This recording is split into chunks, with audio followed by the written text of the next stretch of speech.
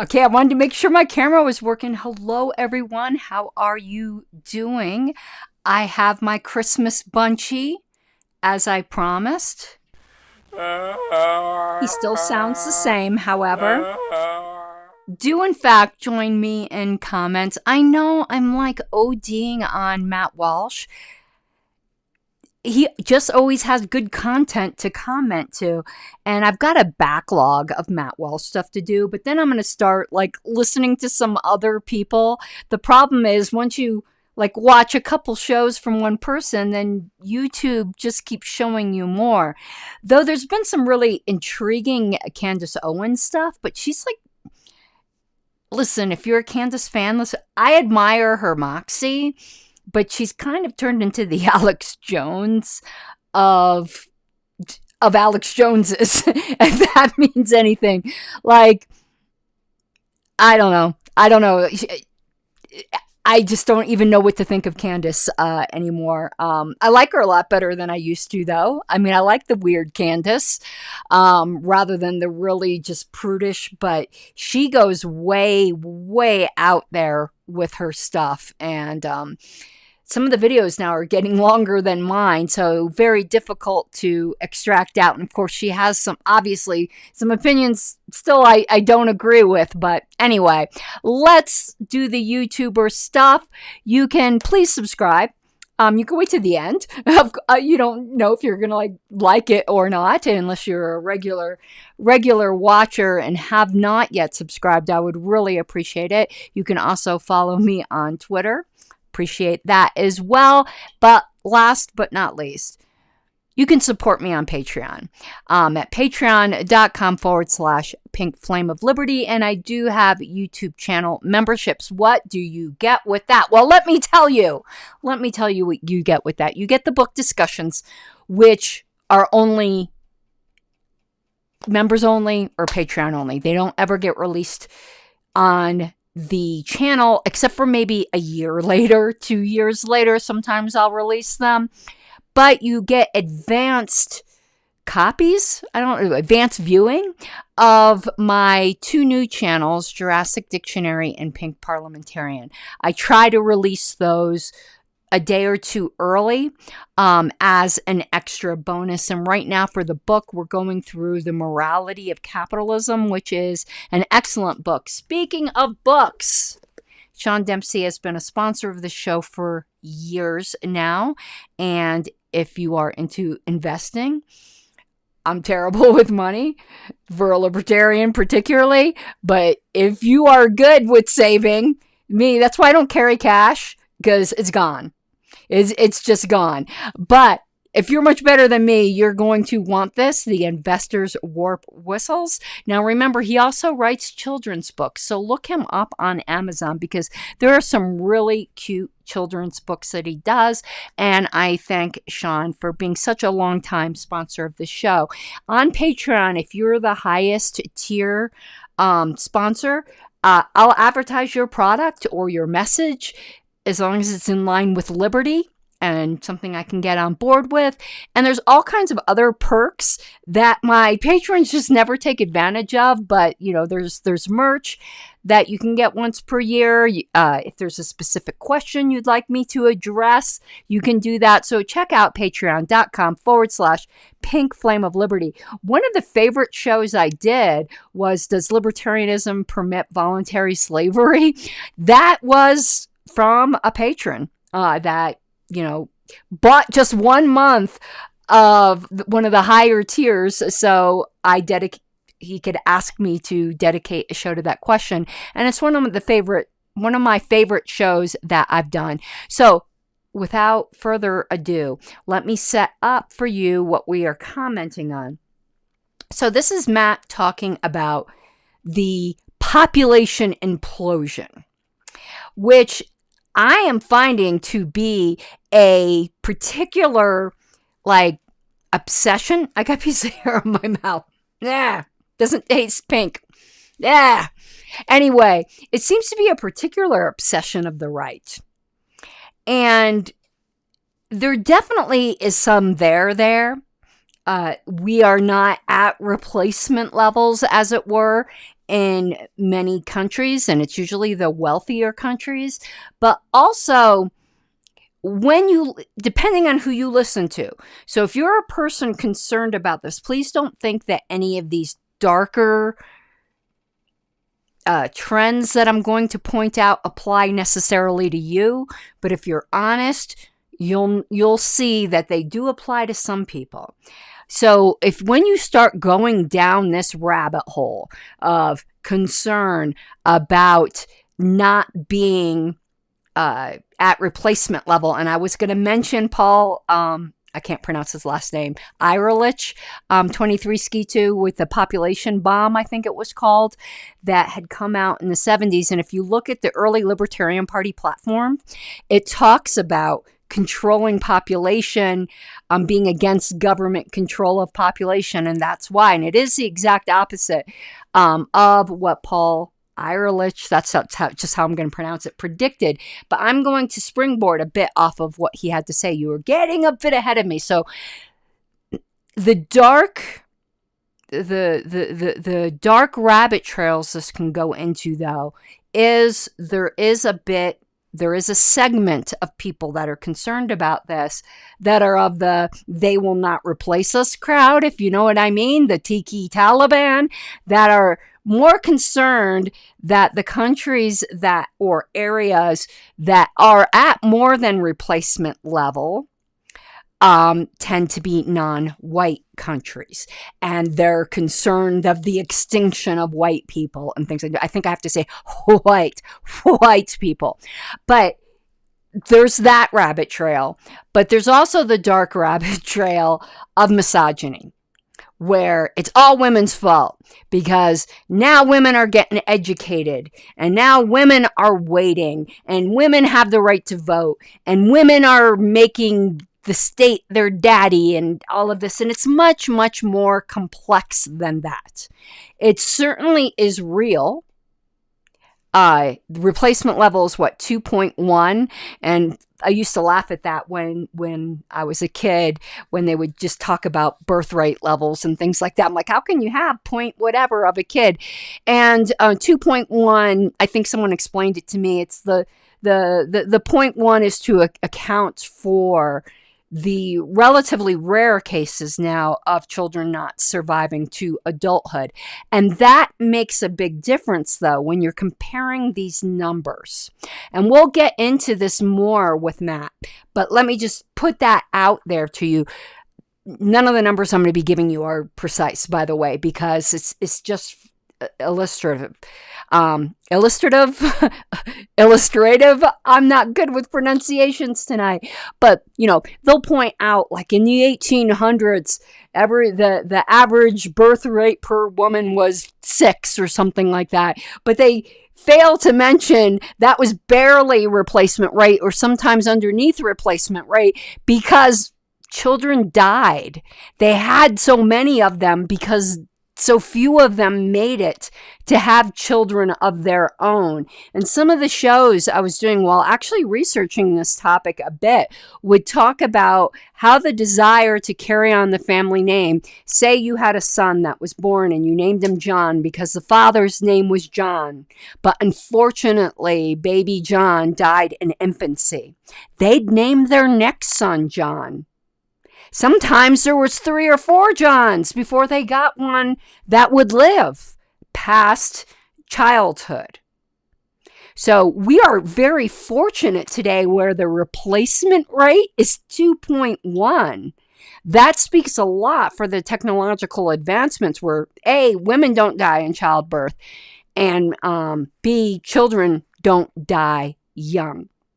So Matt doesn't really go down these dark trails, but it almost is like the population implosion is the new gateway to what was the manosphere. What we used to call the manosphere, or the it can take a very, very dark turn. Let's just start playing some Matt, and I will save the rest of my commentary for that. But that's a setup for it. Okay, let's go to the first clip. You know, we've talked a lot over the years about the decline in the birth rate and the rapidly increasing number of young adults who are refusing to get married and have children. As much as we discuss the subject, we still have not discussed it enough. It is one of the great crises facing our civilization at the present moment. When a society gives up on having children, it has given up on its future, it has given up on itself, and, well, that matters. That matters a lot. Okay, but I heard something very, very interesting today. Again, I've been listening to a lot of shows on this topic because I wanted to get a well-rounded perspective.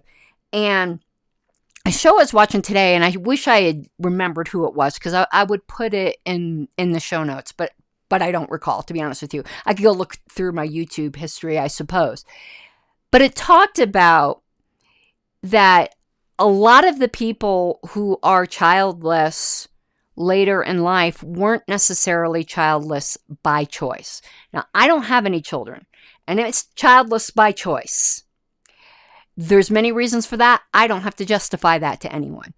We're going to get into it a little bit, though, because he kind of blanket blames the phenomena on some causes, which are a little bit my reasons, but my reasons are my reasons.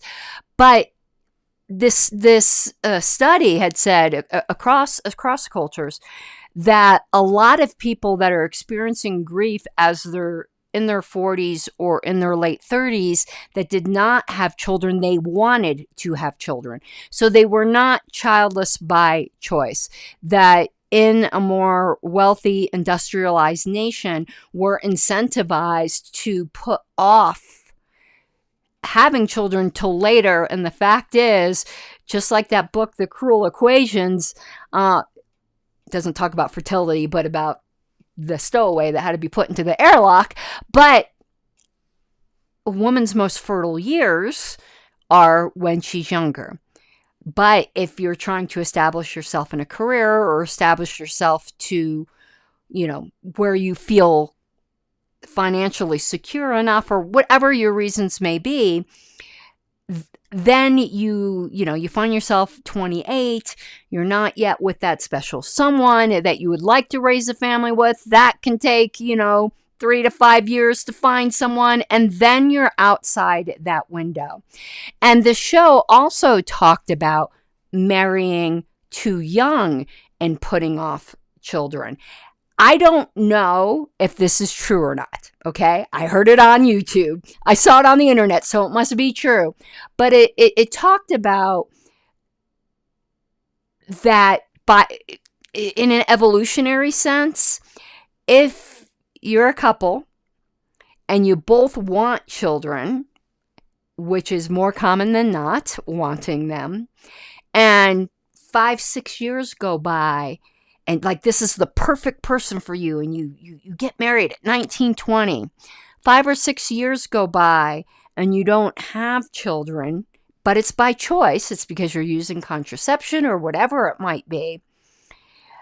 This show talked about this evolutionary instinct or impulse where you kind of fall out of love with each other because in the back of your, the reptilian brain, they think it's telling you there's something wrong with the other person because offspring haven't come.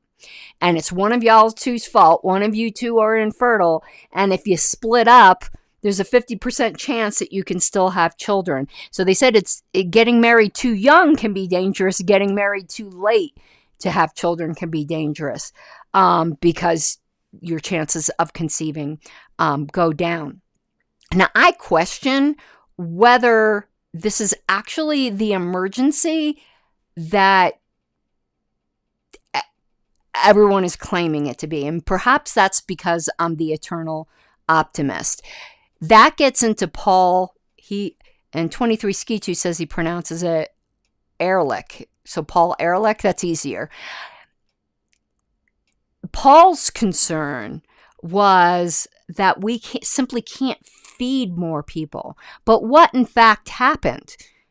What in fact happened is that humanity rose to the task, and agricultural, science met the challenge of being able to sustain feeding, there wasn't mass starvation, much more people than he predicted that we would.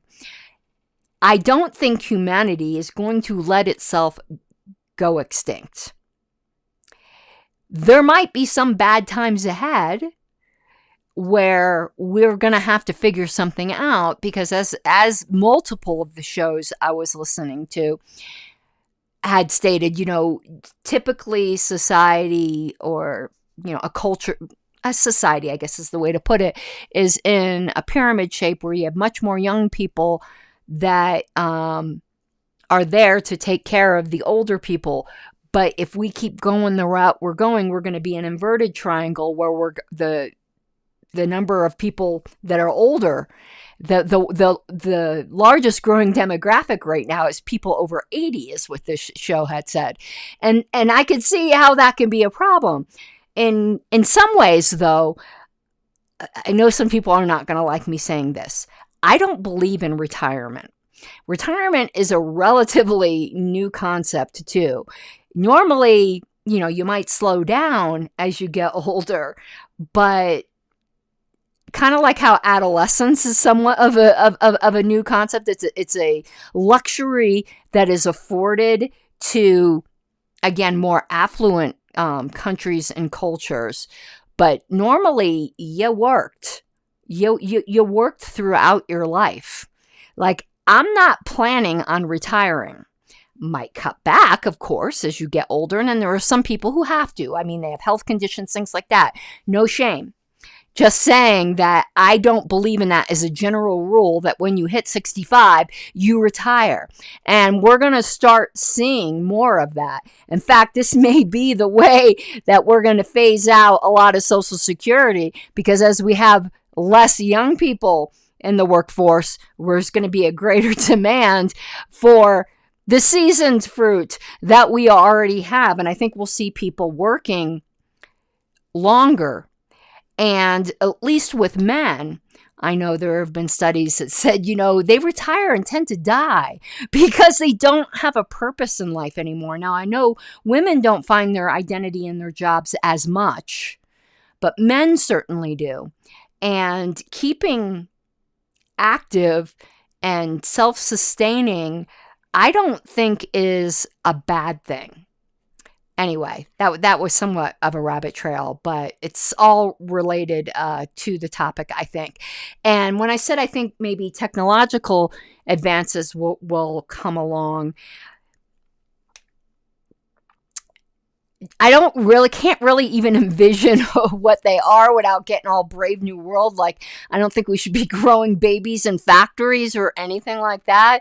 But there could be solutions that come up that we haven't yet envisioned.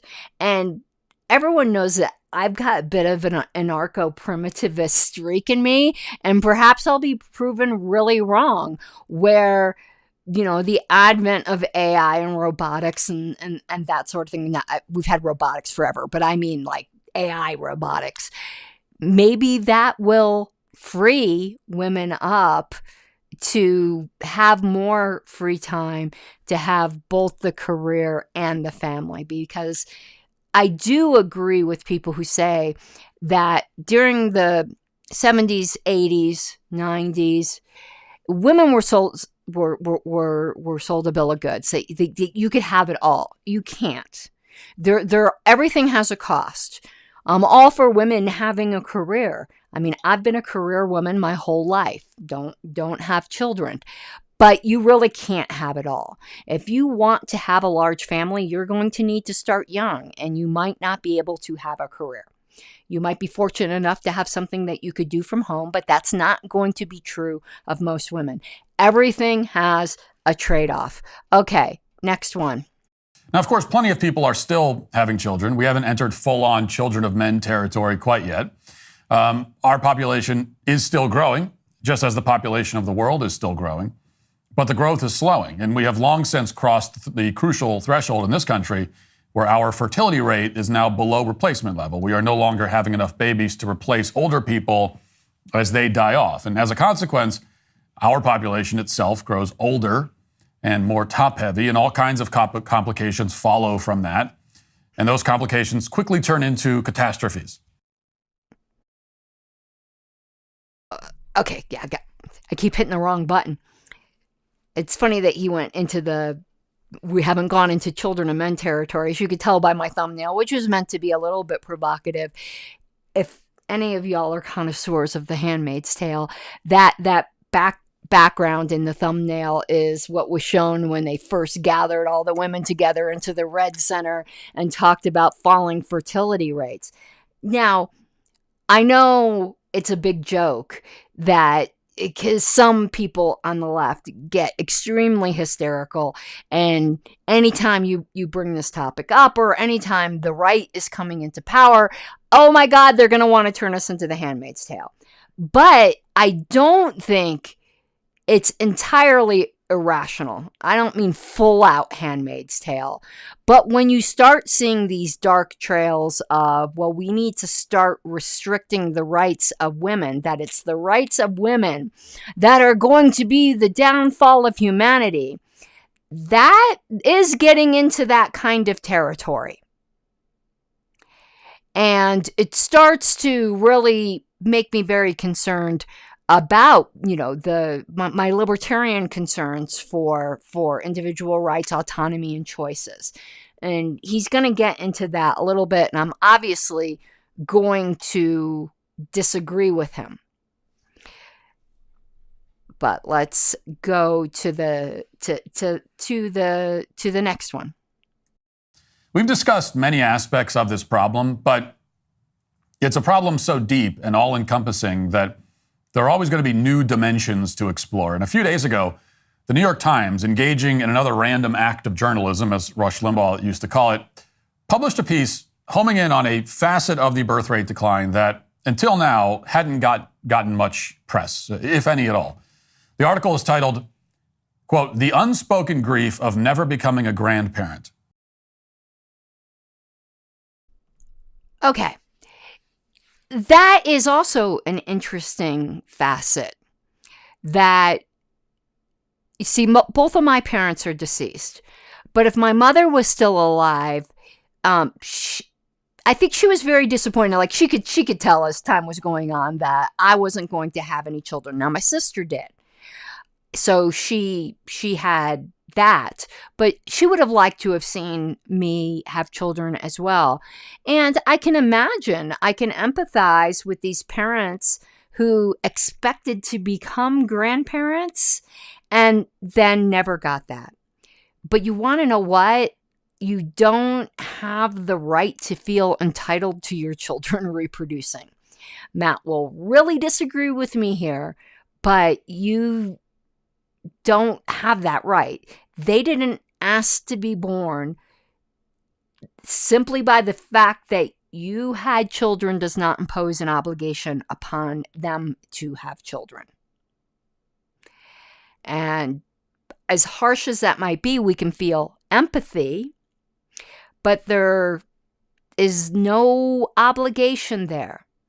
And there are plenty of other ways, like perhaps, we need to have, like, there's big brothers and big sisters that we need to have programs of voluntary, of course, of some sorts of things where you, volunteer orphanages and things like that, where you take on, spending time with younger people that might not necessarily be your grandchildren. But I can understand their sadness if that's what they expected. But life brings you different paths that you might not expect. But I think it's pretty cold-hearted not to have any empathy. But there also isn't any obligation on your children to have children. Like Miss Burke, a growing number of Gen Xers and baby boomers are facing the sometimes painful fact that they are never going to become grandparents. A little more than half of adults 50 and older had at least one grandchild in 2021, down from nearly 60% in 2014. Amid falling birth rates, more U.S. adults say they're unlikely to ever have children for a variety of reasons, chief among them, they just don't want to. Okay, that's different from what I heard on other shows.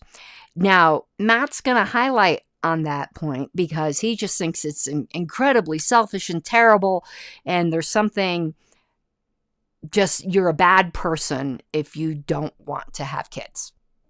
Just don't want to. Just so almost as if I just don't want to return my shopping cart to the corral. You just don't want to. You're a bad person.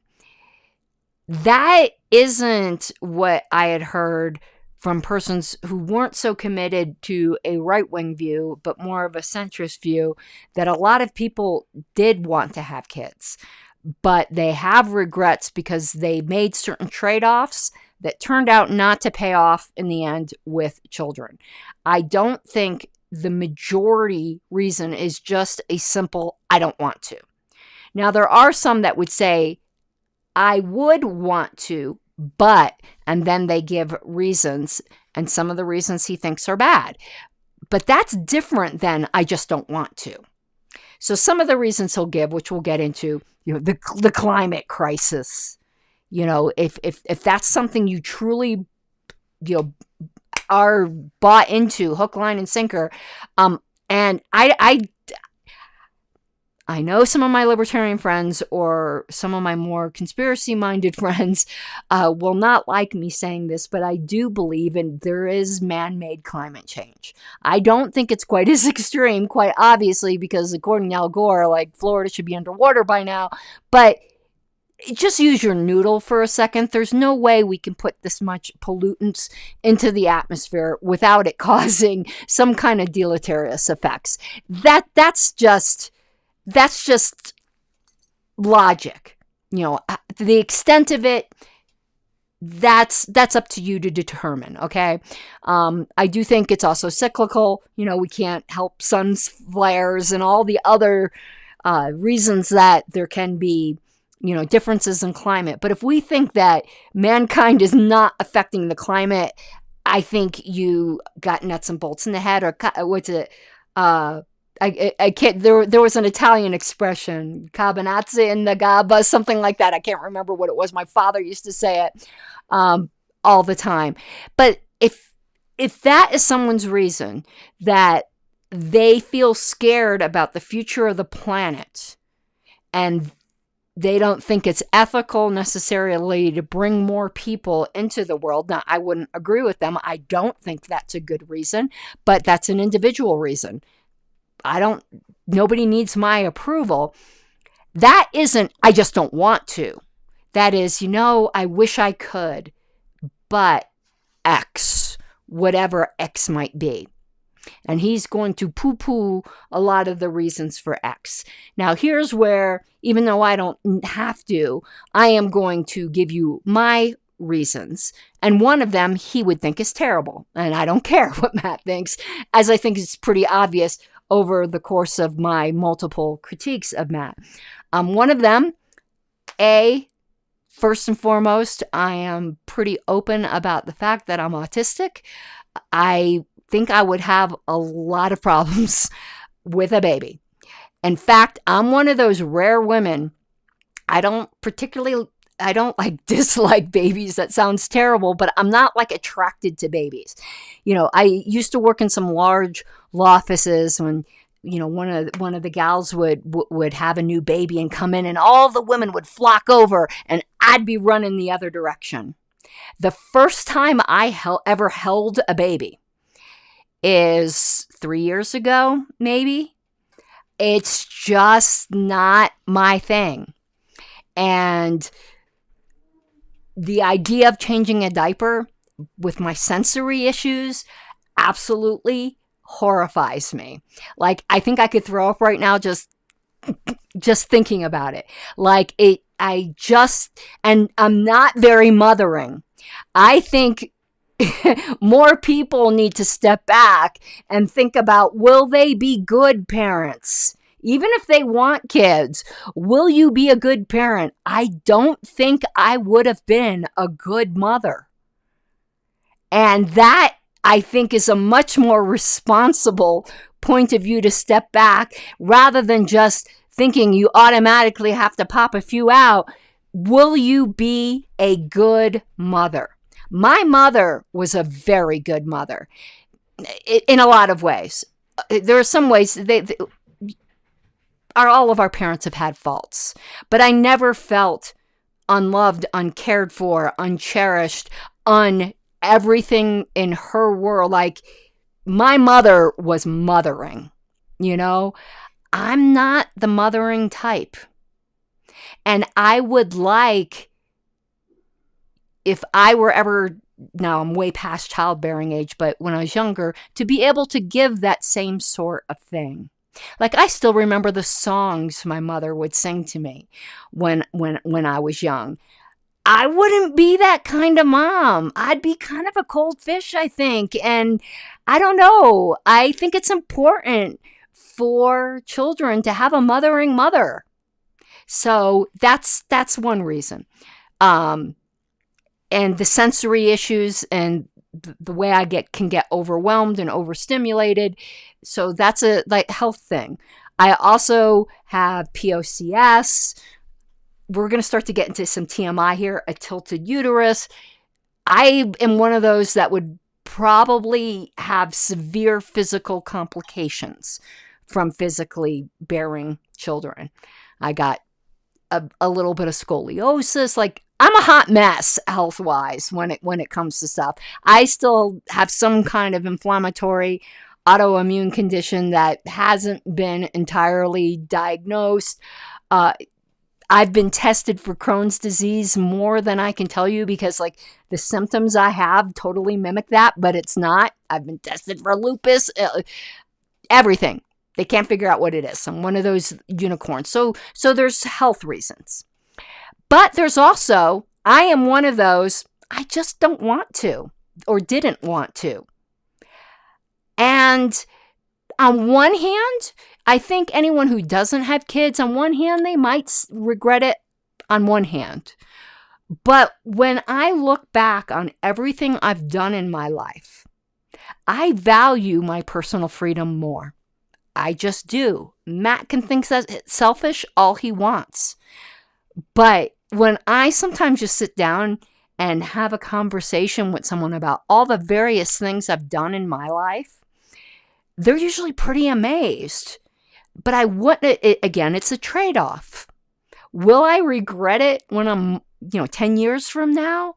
Maybe, but I don't think so. I find a way to make my life full. And it's just a different kind of fulfillment. But I'm definitely I just didn't want to as well. Now, let me give you, what are we up to? Reason number 4. As I said, my mother was a really good mother, but she had her faults.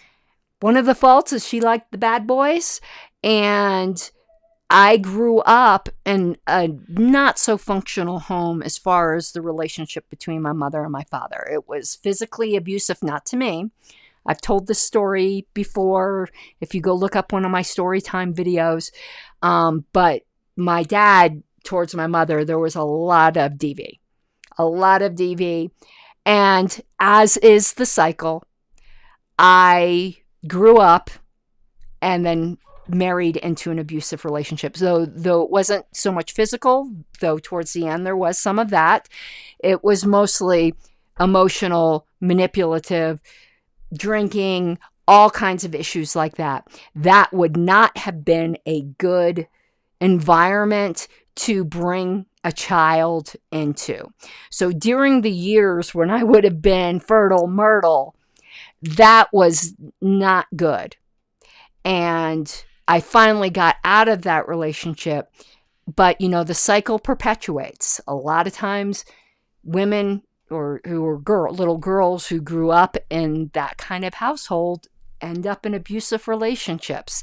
So there's multiple reasons why I didn't, and I think that was the best choices for me. Okay, let's go to the next one.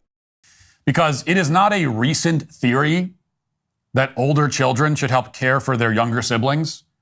This is not like a recent phenomenon. This is how all human societies have worked since the dawn of our species. Okay, I know that kind of came out of context, but what he was talking about is, of course, he's cherry picking what some people have said is, I don't want to have a bunch of kids. So he might be talking about people who maybe have one or two, because I see these families that have 5, 6, 7 children, and the older children end up being like the third and fourth parents. But he is correct. We have the luxury where the children don't help to take care of each other due to our affluence. But throughout most of human history, that's the way it was. And in fact, throughout most of human history, some families had large families, particularly if they were poorer, because even though it was another mouth to feed, it was worth it for the additional labor. The kids worked. They worked at taking care of the other children. They worked on the farm. It was subsistence living. We are very spoiled, but I don't view that necessarily as some kind of like moral weakness the way he does. We're blessed in that way. And I can see how, if that's not how every family is, or in your particular, social groups, the social circles that you're raised in, if you're the oddball family that has 8 kids and you're the oldest, how you could be a bit bitter and resentful on how you see the smaller families, your peers that are the same age as you, don't have the same kind of responsibilities. Now, if you grow up in social circles where it's all your large families and that's all you know, then you're not going to have that bitterness. But I can empathize, just like I empathized with the older, with the parents that wish they would be grandparents. I also empathize with the older children that had to co-parent younger ones when that really wasn't the norm. To say that was the norm throughout human history, that's showing very little empathy to the fact that it's not the norm today. He's going to say the same thing, where he's going to really just like go, for people who say, well, I can't afford to have children. And he's like, well, then how did people, however, throughout history that lived dirt poor, they all managed to have children and you can't? Well, the thing is, we are blessed enough to be in an affluent culture. And depending upon, again, the social circles you're in, you are setting your children up for resentment or to be bullied or to feel deprived if you're not at least at some minimal level of comfort that's expected in this culture. Can you raise kids on like dollar store income? Certainly. There are people who do that. Is that ideal in a country where you don't have to? No, it's not. Just because people in abject poverty throughout most of humankind have raised children in that way doesn't mean that's the ideal way to do it in America, where these kids that you're raising up are going to look all around and see people that have things that they don't have. And you might think that's shallow or materialistic. The fact is, that's going to create an imprint on them. I'm going to give you an example just from my personal life, because I tease Wayne all the time on how he's always turning off all the lights. Like, I'll leave lights on, okay? Or leftovers. Like, we'll make a meal. Wayne does the cooking. He makes a meal. It didn't come out quite right. He'll eat all the leftovers because that's an imprint that he had from his parents who lived through a time of poverty where it's like you're not sure where you're going to get your next meal. So you eat all the food, whether you like it or not. Me, I take a bite, and if I don't like it, yeah, the dogs are going to get it because I grew up differently. My parents didn't put that imprint on me. You do need to think about the psychological impact on your children. That's going to be different. If everyone around you is poor, then you don't know any different. But if you are the poor church mice and everyone else above you is a bit elevated, it is going to create resentments and stresses. And not all of us are saints where we can just get over that. So, Matt, I'm glad you're better than everybody.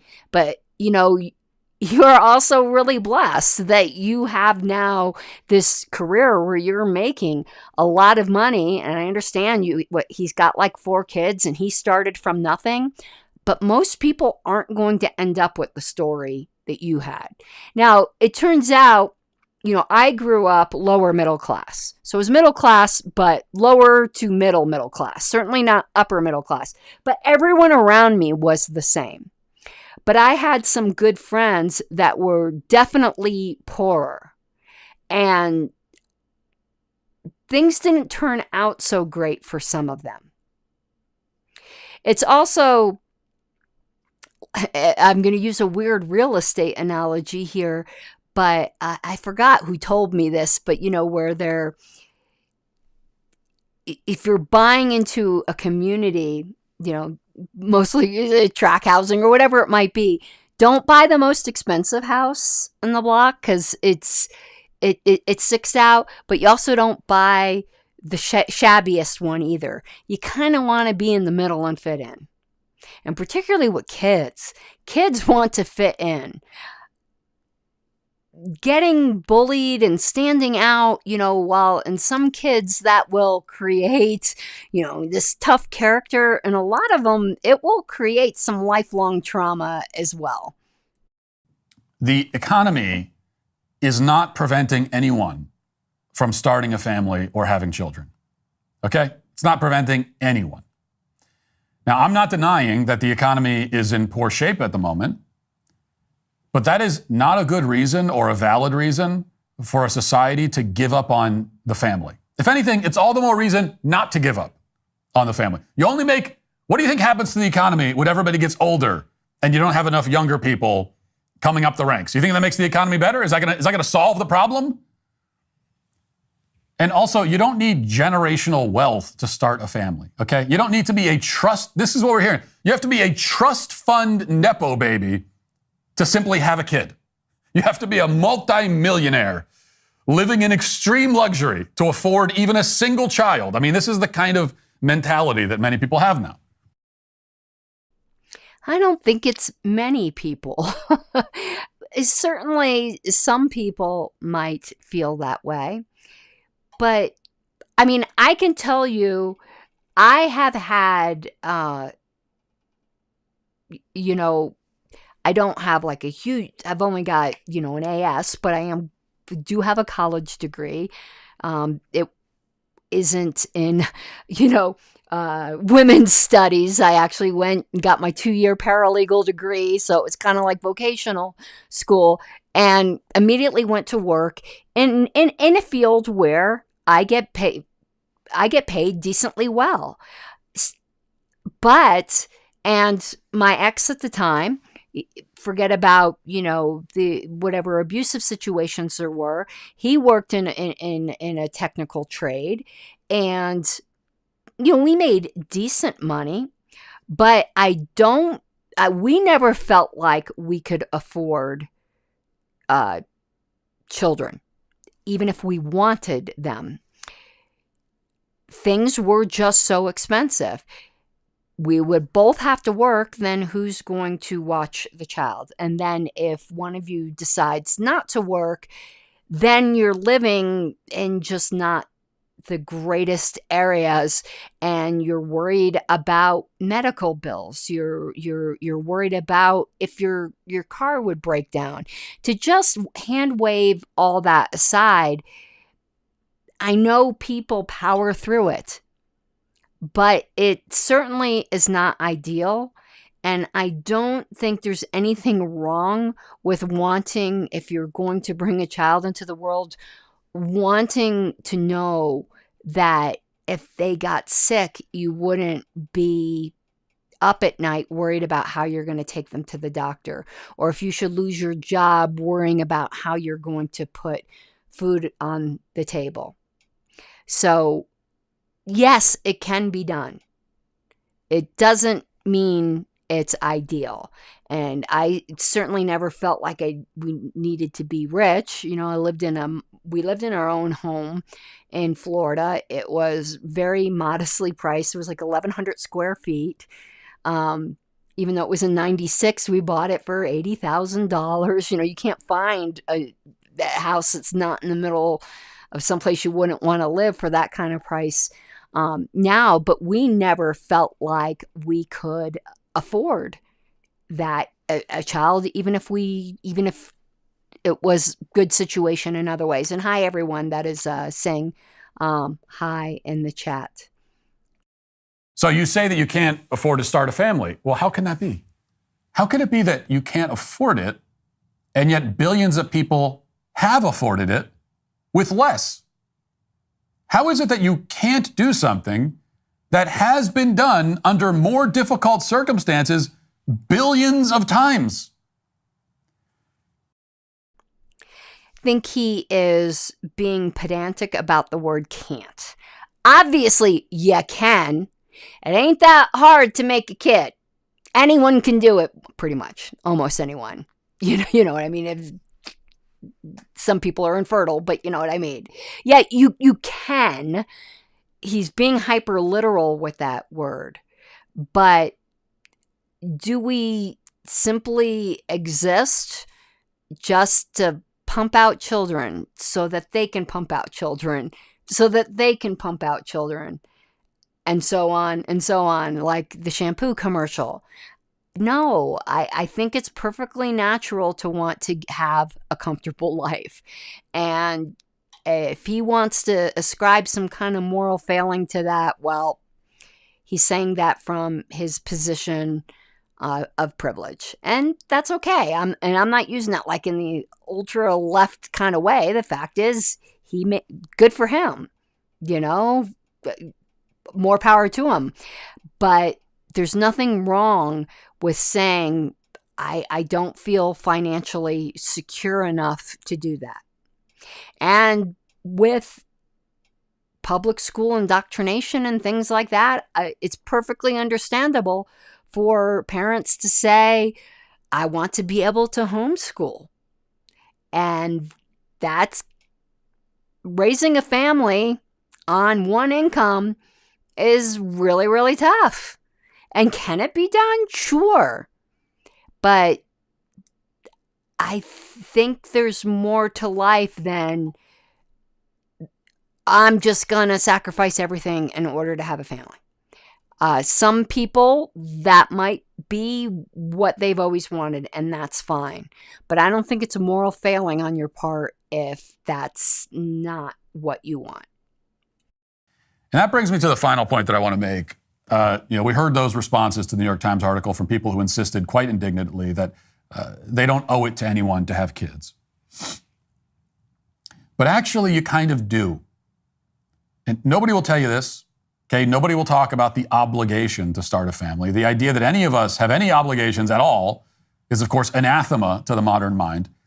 We are deeply distressed by the thought that we owe anything to anyone ever. But, you could be distressed about it all you want. I will say what no one else will say to you. You do actually owe it. You have a duty. The reason no one else is saying that is because that's idiotic. You do not have a duty to breed. You don't. Women are not broodmares. They don't have that obligation. I'm sorry, maybe that's just the extreme libertarian in me. You don't have an obligation to your ancestors, and you don't have an obligation to some future generation. I think I clipped it out. I've got a couple more clips left where he'll go, oh, so 10,000 years of this person toiling and this person toiling ends with you selfish, terrible person. No, you're making a claim upon other people's bodies that you just don't have the right. You don't get to dictate what other people are going to do with their lives. Fortunately for the human race, the instinct and desire to have children is with most people. But you don't have the right to guilt people who choose not to. And you want to know what? Some people won't like me saying this, so I'm going to say something. Like he said that other people won't say. Well, I'll say something. There's no obligation, for reproduction. And if that means because people just simply choose not to have children that the human race goes extinct, then the human race goes extinct. You're not a slave to some kind of obligation to breed. You're just not. Now, I don't think that's going to happen, but, that's the hard deontologist in me, I guess.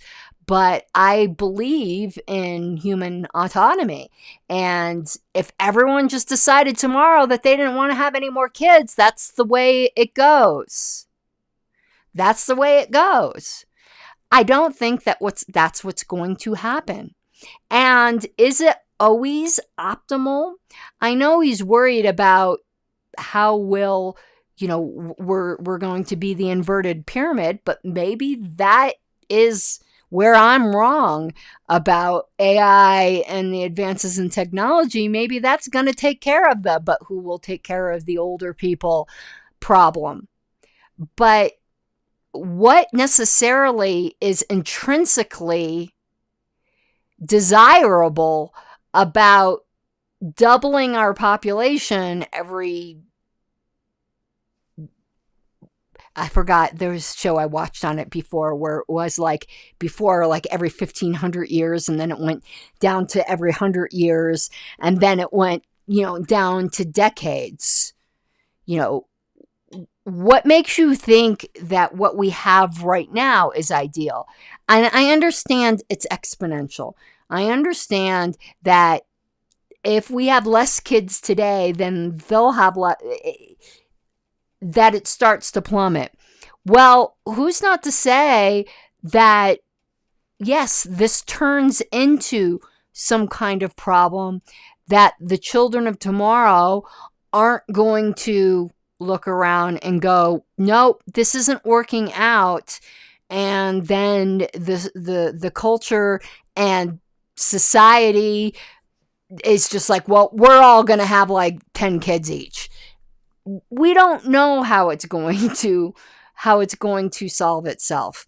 But I don't think the answer is guilting people into having more children, or any children if that's not what they desire. Your ancestors suffered and bled and died to build the civilization you live in now and to give you all of the comforts and luxuries that you take for granted. They lived lives that were, by our standards, brutal and short and impoverished. They built their lives by hand from scratch. They built the civilization that you live in from scratch. You think you can't afford children. Well, you have a grandfather, not all that far back in your lineage, who built a one-bedroom cabin by hand, shared it with your grandmother and 8 kids, one of whom gave birth to the person who gave birth to the person who gave birth to the person who gave birth to you. You experience more comfort and luxury in a single day than that man did in his entire life combined. His life would have been easier if he never had kids, but he had them because he wanted you to exist. He was actually thinking 100 years into the future, 200 years, 300 years. You come from a long line of people who actually cared about what the world would look like in the distant future, even as you only care about what you're going to have for lunch this afternoon. Well, I'm glad you know what everyone else thinks. I am concerned about what the world's going to look like in the future. And the way you can just tell or project yourself back into the past, I actually don't think that all of these people in the past that were struggling and lived short, brutish, nasty lives were necessarily thinking of somebody 10 generations down. And a lot of times that person in the 1-bedroom cabin, they didn't necessarily have a bunch of kids because they wanted you to exist. They had a bunch of kids because that's what happened when you had sex. You had a bunch of kids because there really wasn't contraception back then. And also, you had a bunch of kids because they could help work the farm. Kids were a workforce for a family then. It wasn't always for these selfless reasons that they wanted you to exist and they were just thinking about building civilization. I would say most of the time, those persons were just thinking about what they were going to eat tomorrow, not in the same way that we are in the more blessed way where we could be like, well, do I want this or do I want this? They were just wondering, what am I going to eat tomorrow? I don't think they were necessarily thinking of 10 generations down, nor did they necessarily think that the world was always going to improve. And in fact, in a lot of these older generations back that you're talking about, particularly with the advent of Christianity, they were very apocalyptic and they didn't really think that we were going to be around that much longer. Like, imagine living through the Black Death. Like, you really would think that was the end of the world. They thought the end of the world, like, they were always looking for the signs and portents. I think they would have been astonished that we're still here. So, like, no, you're not going to well, I'm obviously past that age, but no, Matt, you don't have the right to guilt some young people today. It's almost like the parent guilting the child to eat everything on their plate, because think of the starving children in Africa. And you're just going, think of your great, great, great, great, great grandparent who was thinking of you. And you're saying that the lineage is going to end with you. He wasn't thinking of you. It's like something my pastor said at one, I'll never forget it. It was years and years ago. He goes, don't worry about what people think about you. They don't. Because they're thinking about themselves. And particularly when you're subsistence living the way most of humans had, they were only thinking about tomorrow too, if they were going to survive it. They built civilization, yes, as a means of survival. Some of them may have been visionaries and thinking way in the future of, the 10th generation down. But I do not think that was first and foremost in their minds when they were raising these large families. And Bill had talked about like infant mortality rates. I talked about that the very... or childhood mortality rates. At the beginning of the show, the reason women had, birth rate isn't really the key indicator you should be looking at. It's, I forgot the way it was worded in a show earlier, but it was survival rate. It was how many children per woman was the average that survived past puberty so that they would have children themselves. So it's deceptive to say that the birth rate per woman in whatever time or whatever country was 4 children, was 6 children or whatever. It probably averaged down to 2 or 3 that made it past puberty themselves. And I still got some more clips. He was talking a lot about this. Why isn't that one playing? Oh, one more. That's it. And you don't have just one grandfather like that. Your bloodline was carried on through the centuries by men and women of that type. They carried your family name and your lineage and your history and everything that makes you, you. They carried it on their backs and they suffered for its sake. And now after all of that, after those thousands of years of struggle and strife, just to bring you into this world, you're going to shrug your shoulders and refuse to continue? They ran marathons, handed you the baton, and you're going to just sit down in a lawn chair and say, sorry, you wasted your efforts. The race ends here. I don't feel like running. I don't feel like it. Nah. All of that is going to end with you going, nah, Nope. You're going to wipe out your lineage and bloodline just so you have more time to watch Netflix? Thousands of years of toil end with you by your own choice because you just can't be bothered? That is a failure of historic proportions. It is a failure to live up to your obligation because, yes, you have an obligation to the people who built this world. You have an obligation to continue what they built. No, you don't. And most people will want to have children. And as I said earlier in the show, I do think that we had a Pollyanna view where, women could have it all and didn't really consider the trade-offs. And I think that pendulum is starting to swing. But take, again, just someone like myself. I didn't make that choice because I just wanted to sit down and watch more Netflix. I've actually never been that kind of person. If I'm not continually busy and productive and doing something that I think is meaningful, not just to me, I do this show to spread ideas that I think are going to improve the future. Birthing ideas, as it might be, where it might not be physical children, but it's something that I do think will cause more human flourishing in the future, which is the political philosophy of libertarianism and voluntarism. So there are different ways you contribute, Matt. It's not just by popping out kids. That is the calling of some. It's not the calling of others. And if there is the type of person that just decided that they want to waste their life away watching Netflix, is that exactly who you want reproducing?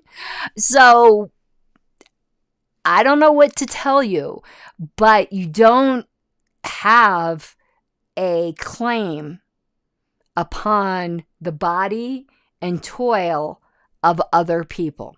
You just don't. All right.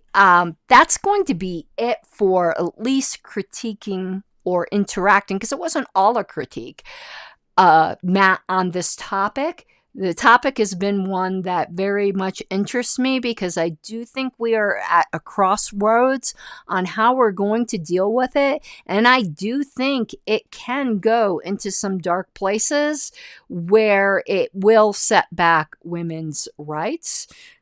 It's not there yet. I don't think we're going to be the Handmaid's Tale tomorrow.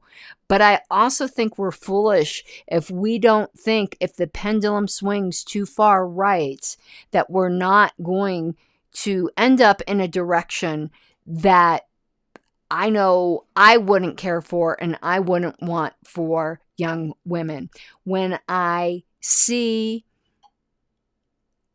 I don't want to say the rise of, but it certainly hasn't been this prevalent since about the time of Ronald Reagan, when the Christian Coalition and things like that, and I'm a Christian myself, was big.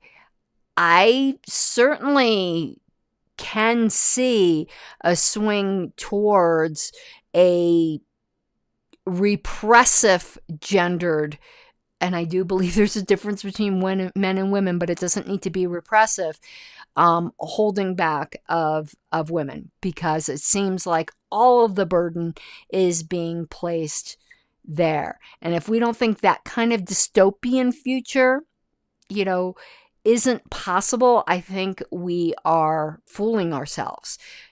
So we need to come up with solutions that honor freedom. I don't always know the answers. I just like talking them through and seeing what you guys think. Okay, that is going to be it for today. I remind everyone, I do appreciate it if you subscribe. And also, we're going to give Bunchy. That's what Bunchy has to say about it. Please consider becoming a patron at patreon.com/Pink Flame of Liberty. And I hope to do a few more shows this week, but we shall see. Have an awesome evening, and thank you for joining me. You gotta take what you're given, that's how we live it. Don't be mad at the system, it's simply how we've existed. I hear a lot of people talking like they politicians or choose to be an accountant because it's safe in the business, not because they want to